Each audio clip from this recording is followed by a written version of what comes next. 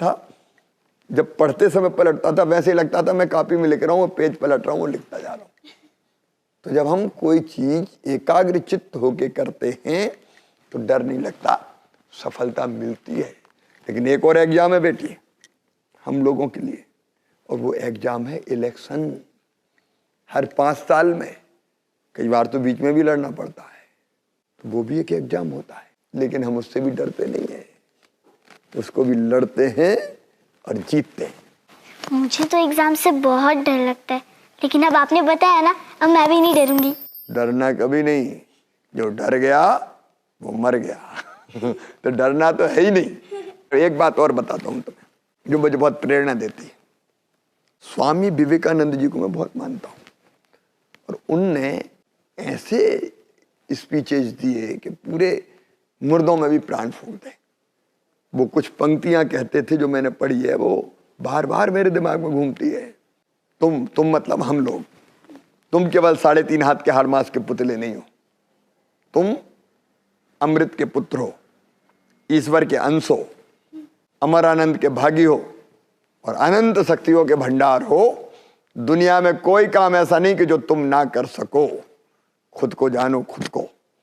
मैं भी ये हमेशा सोचता हूं, तुम अमृत के पुत्र हो, ईश्वर के अंश हो, अनंत शक्तियों के भंडार हो। दुनिया में कोई काम ऐसा नहीं कि जो तुम ना कर सको। और मैं शुरू हो जाता हूं। तो अब सारा काम तो मुझसे भी हो जाएगा मतलब? बिल्कुल होंगे। मनुष्य जो चाहे वो कर सकता है, जो जैसा सोचता है और करता है वैसा बन जाता है। बेटी देखो, अपने वैज्ञानिकों ने सोचा कि चंद्रयान को चंद्रमा पे उतारना है, उतार दिया कि नहीं? किसी ने सोचा कि पक्षी कैसे उड़ रहे हैं, अब जैसे पक्षी उड़ रहे हैं वैसे ही इंसानों को उड़ना चाहिए। पहले ये पागलपन लगता होगा, लेकिन लोग पंख लगा लगा के उड़ने की कोशिश की, कई घायल हो गए, परेशान हो गए, लेकिन राइट बंधुओं ने फिर अंततः हवाई जहाज बना दिया, आविष्कार कर लिया। तो सोचा, मेहनत की और हो गया। जो सोचता है, करता है, वो पा लेता है, कर देता है।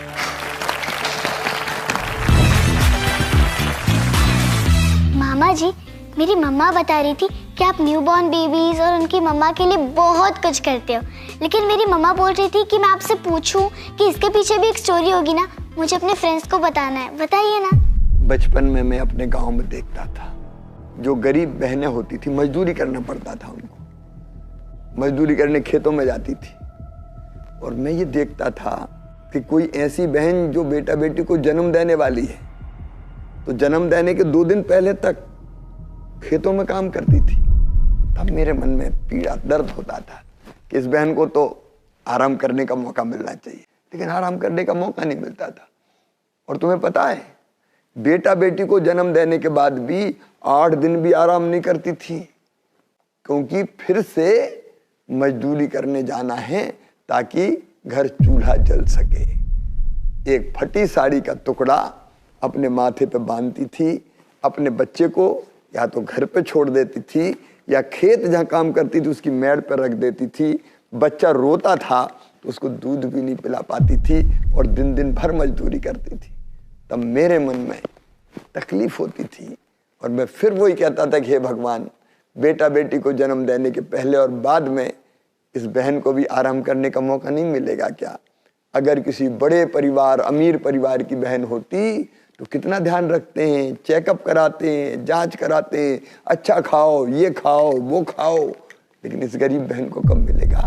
मुख्यमंत्री बनने के बाद मैंने तय किया कि जो हमारी ऐसी बहनें हैं, मजदूर बहन, वो बेटा बेटी को जन्म देगी तो जन्म देने के पहले 4000 रुपया उसके खाते में डालेंगे। बताऊं क्यों?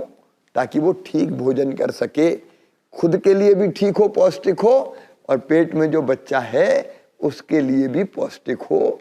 और ये भी तय किया कि जन्म देने के बाद बेटा बेटी के फिर 12,000 रुपया देंगे, ताकि मजदूरी नहीं करना पड़े, कम से कम महीने 2 महीने तो घर पे रह के आराम करे, अपने बेटा बेटी से लाड़ करे, प्यार करे, दुलार करे, दूध पिलाए, उसको खिलाए और प्रसन्न रहे। इसलिए हमने ये योजना बनाई। वाह मामा जी, इस बात पर एक और हक तो बनता ही बनता है। अरे मेरी बेटी बहुत अच्छी हो, हमेशा खुश रहो। आइए।